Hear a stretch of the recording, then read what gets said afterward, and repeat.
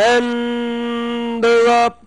Prince Dugo moving up, big time Bonjing, Reporter in between runners, then comes My Chic, Fly at a Fly, Chuchinelli and Miss Caloocan is trailing the group is low out as they make their first turn. We have number 6 Reporter by about 3 lengths. Running in second is big time Bonjing, My Chic by the rail, running alongside Prince Dugo, Fly at a Fly, Chuchinelli, and a long way back to Miss Caloocan as they race towards the last 900 with Reporter by about 8 lengths. Running in second is big time Bonjing, then rising now in third My Chic. Prince Dugo drops back in fourth, Fly at a Fly, Chuchinelli, and Miss Caloocan still running at the back of the pack.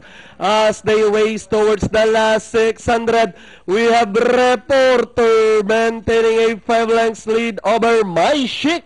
Now in second, racing in third, Prince Dugo, big time Bonjing, Fly at a Fly, Chuchinelli, Miss Caloocan with the last 450 more to run. Reporter just in front, My Chic moving up on the outside and now grabbing the lead as they turn for home with the favorite My Chic.